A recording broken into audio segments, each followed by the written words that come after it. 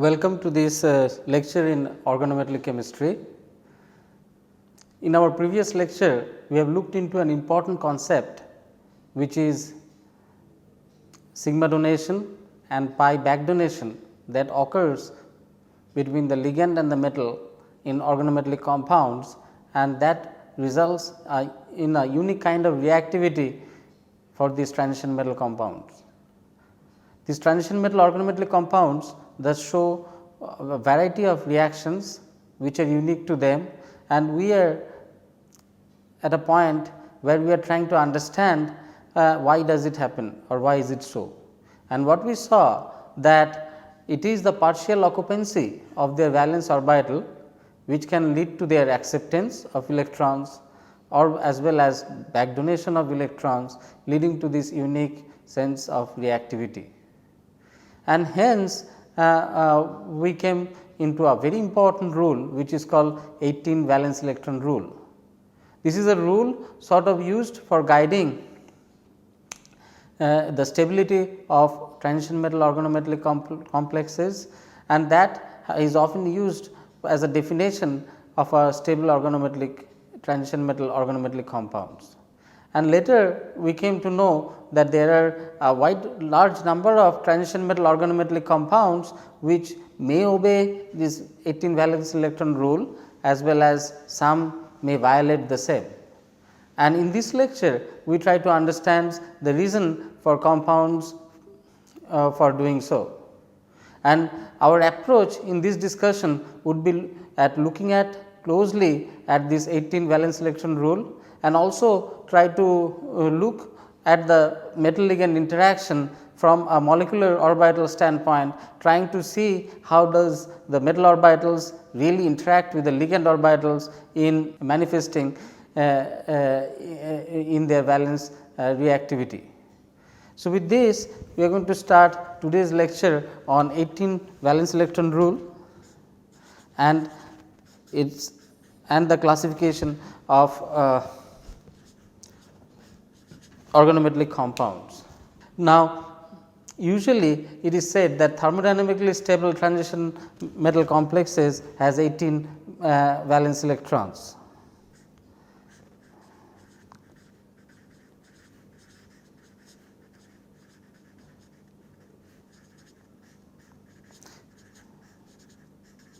Stable transition metal complexes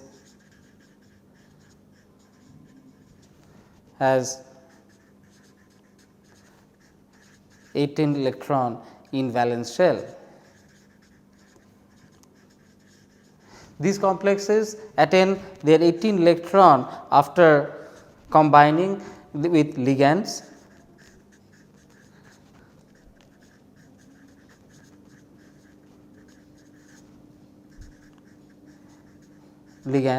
And these 18 electrons are housed in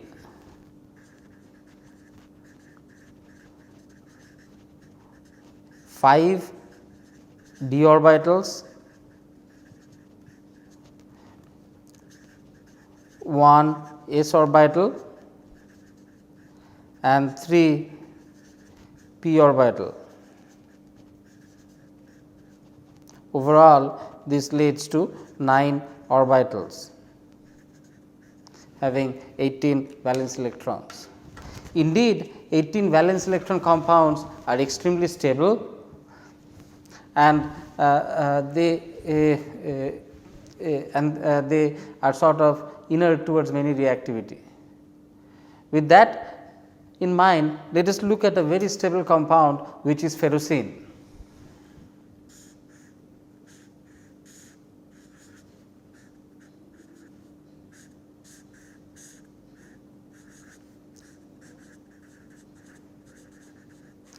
Is a stable compound. It is often referred to as dicyclopentadienyl iodine.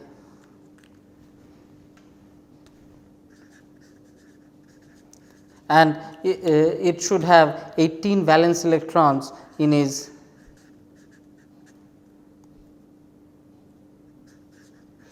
outer orbital.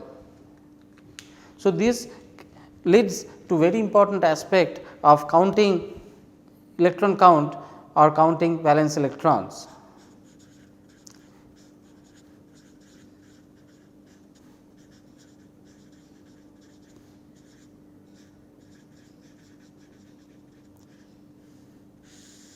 Electron counting is an important concept or important way of ascertaining the stability of complexes, and we should know how one count its valent electrons. There are two methods. One is ionic method of counting valence electron, and the other one is a neutral method. In ionic method, it is thought that this bis cyclopentadienyl iron is composed of two kinds of interaction, where you have two cyclopentadienyl anion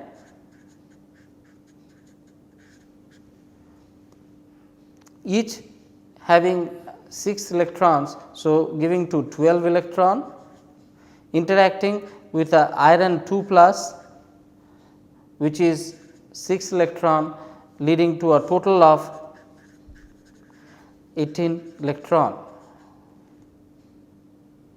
Now, the other way of counting this is by the neutral method. In the neutral method, this 2 cyclopentadienyl ring is thought of as a 2 cyclopentadienyl radical,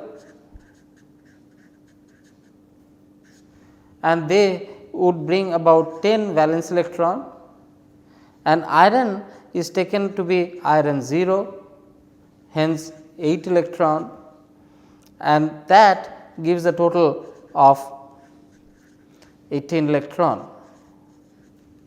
So, what is noteworthy over here, that immaterial of the method of counting the total valence electron, they sort of match independent of which method is used for counting the electrons.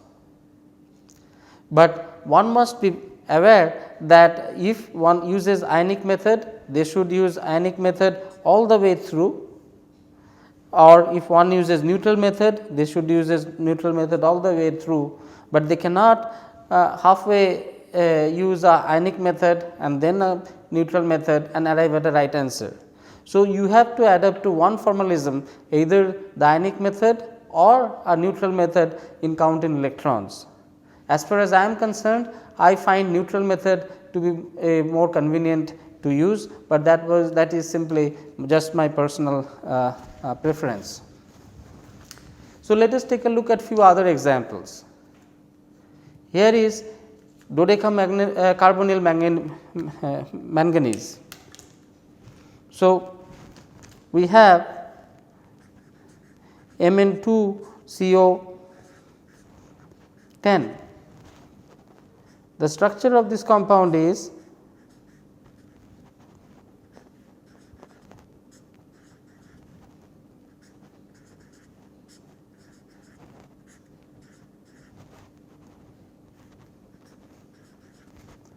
with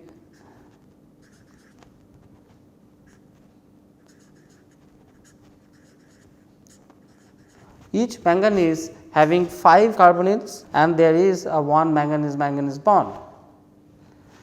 So, in neutral method,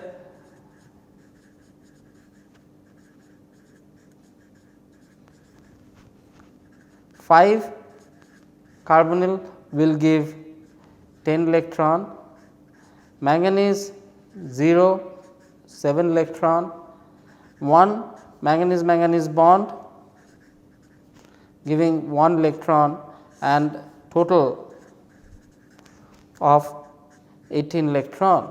So, this obeys 18 electron count.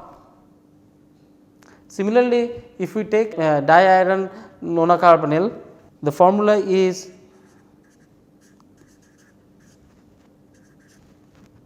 and the structure of this compound is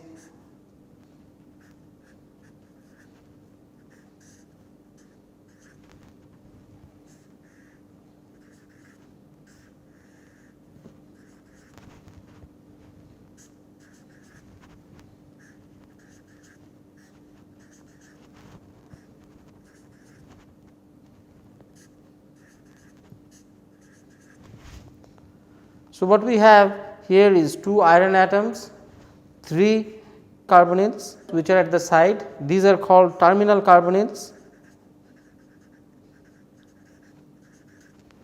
and 3 bridging carbonyls, these are called bridging carbonyls.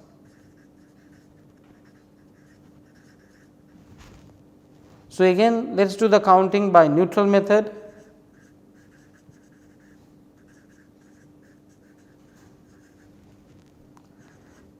Three carbonyls, terminal carbonyls, 6 electrons, 3 bridging carbonyls,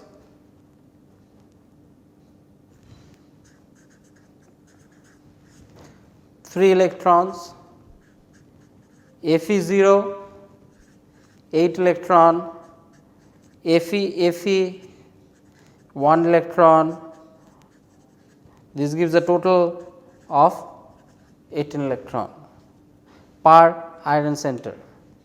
So, what we see is that ligands contribute differently as they bind. For example, when the CO is terminal, like situation like this, they contribute 2 electrons, 3 of them providing 6 electron, and when CO is bridging, as in the case over here, they provides a single electron. So, depending on how carbonyl binds to the metal, the number of electron it donates to the metal changes. Now, that brings back to an important topic of ligand classifications. So, how does ligands classify in transition metal organometallic chemistry?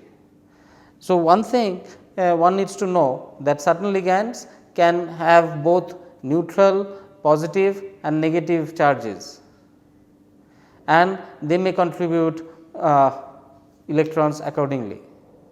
For example, if we have metal alkyl, when the ligand is alkyl, aryl, halide, or in the neutral form, it contributes 1 electron. In the positive form, they do not really bind, and in the negative anion form, it contributes 2 electrons. Let us say if we look at other ligands, for example, olefins, carbon monoxide, phosphines. In the neutral form, they provide 2 electrons, they do not bind in the cationic and the anionic form. If there are ligands like pi, allyl type, NO,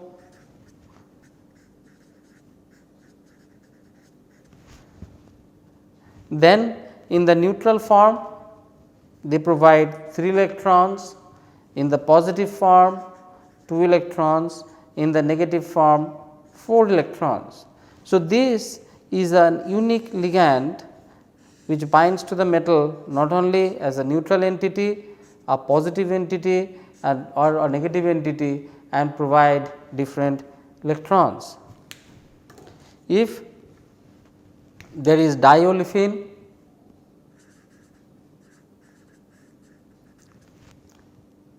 then in the neutral form it provides 4 electron. There are several examples of this, and I am going to just take some few representative anions. Let us say we have cyclopentadienyl,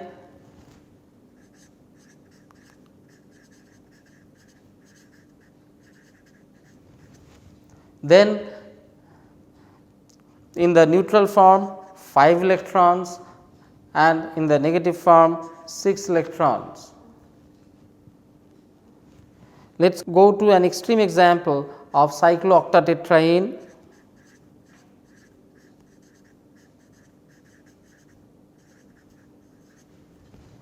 which is C8H8 or C8H8 2 minus. So, in the neutral form it provides 8 electron, in anionic form it provides 10 electron. Now, let us look at the different electron donating abilities of these ligands that bind to transition metal.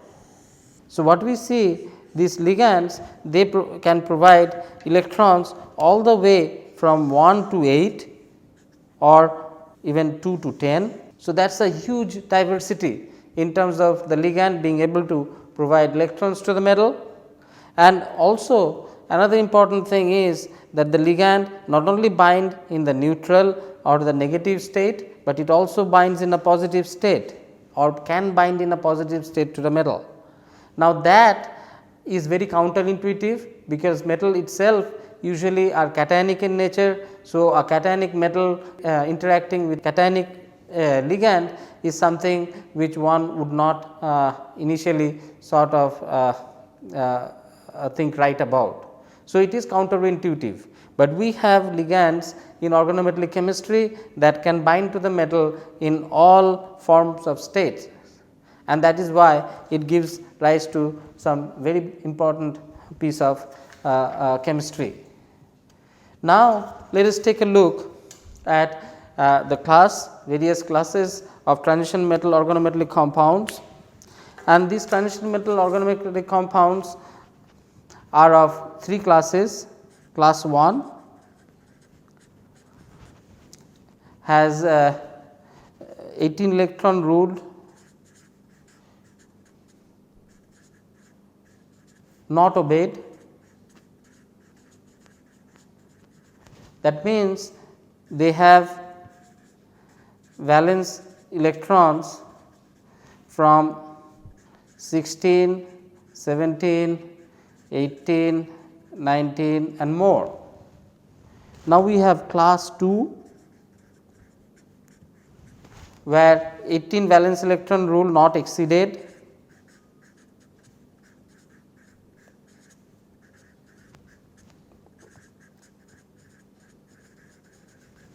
and then their valence electron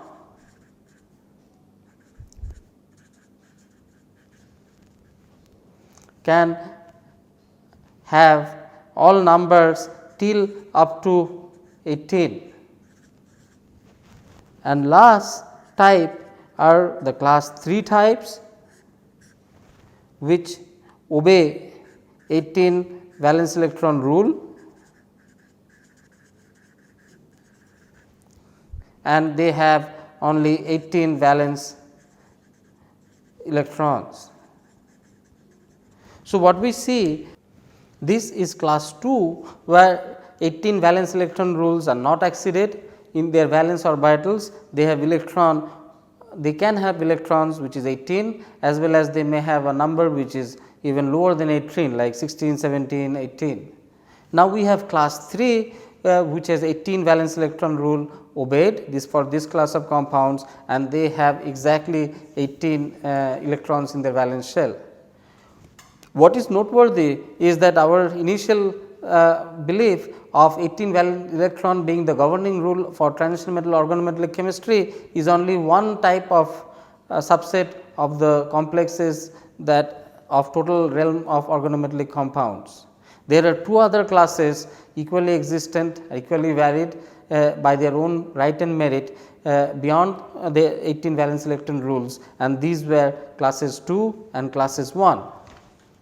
Now, let us take a look at trying to understand how this classification happen, or what is the molecular level interaction happening between the metal and the ligand in forming these class 1, class 2, class 3 type complexes. So, in class 1 what we know that 18 electron rule is not valid. So, what is important to us is in trying to understand that how this 18 electron rule is not valid, but the compound can still be formed and compound can still exist. So, let us take a look at the interaction between ligand and metal for class 1 type of complexes in these transition metal organometallic compounds. So, for class 1, let us say we have metal orbital and we have now for the metal orbital there are let us say n minus 1 d levels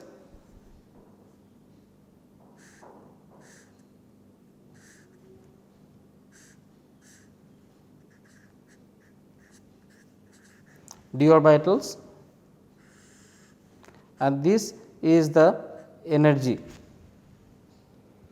So, there are 5 d orbitals. Now, above d will be the n s orbital and above s there will be 3 n p orbital.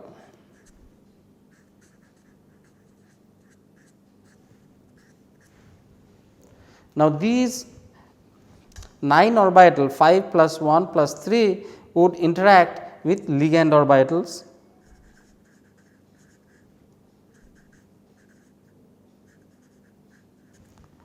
Let us assume that these ligand orbitals are all sigma interacting. That means that these ligand orbitals will point towards the metal orbital along the axis, internuclear axis. And let us take a look at the simple octahedral complexes where we are looking at metal L6 octahedral kind of interaction. So, in such scenario there would be 6 ligand orbitals interacting with the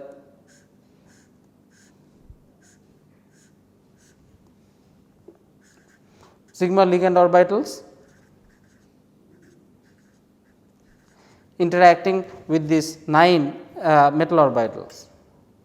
Now, of these if there are 6 sigma orbital, then the ligand orbital should interact with only 6 of the 9 metal orbitals. So, that means 3 of the 9 metal orbitals would not be interacting with this 6 sigma orbital. So, these 3 orbitals which do not interact are the ones which are not along the internuclear axis, but they are in between in the axis, and these are dx, dy and dz. So, 3 of these 6 orbitals would sort of not interact with these 6 of the ligand orbitals, and these are dxy, dyz, dzx. So, they sort of stay as non bonding. So, that leaves us with 2 of the d orbital, 1 of the s and 3 of the p orbitals interacting with the 6 of the ligand orbitals. So, they would interact 2 of these, 1 of that and 3 of that interact would give 6 bonding orbitals.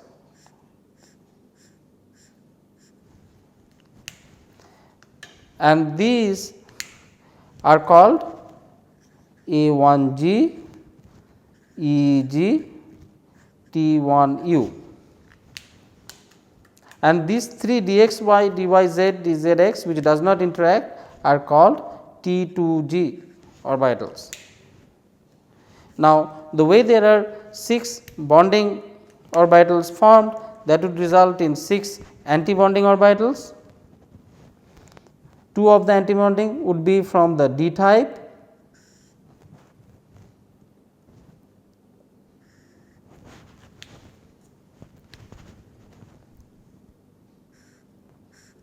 and these would be the Eg star.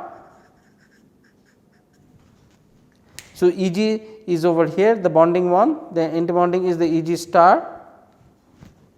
Then the Ns will give one orbital, which is antibonding orbital called A1G star.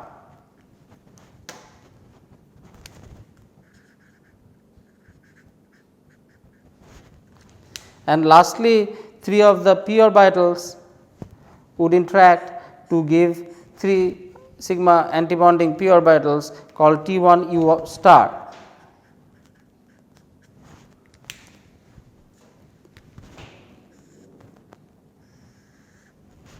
Now, what we see over here is that T2G is non-bonding, this is non-bonding, and EG star is the empty antibonding orbital, lowest empty antibonding orbital. Now, looking at this, one can arrive at the conditions for which the type 1 would be valid, and this difference in the energy is called delta 0 or the splitting energy. So, it says for class 1 type of complexes, delta 0 splitting is small and T2G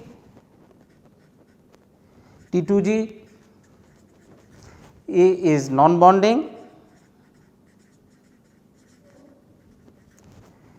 can be occupied 0 to 6 electron,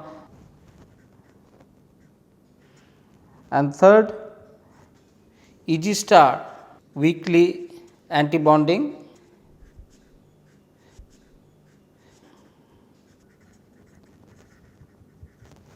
and can be occupied.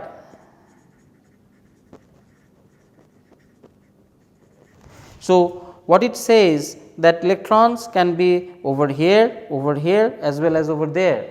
Now, if all of it is full, then how total we would get about 12 plus 6 18 plus 4 22 electrons, and if these are empty and these are full, then we should get about 12 6 into 2. So, overall what it means that for class 1 complexes there can be 12 to 22 valence electrons, and hence what we see that this explains why that class 1 type do not obey 18 valence electron rule, and for class 1 type there can be a valid 22 valence electron compound and still be stable.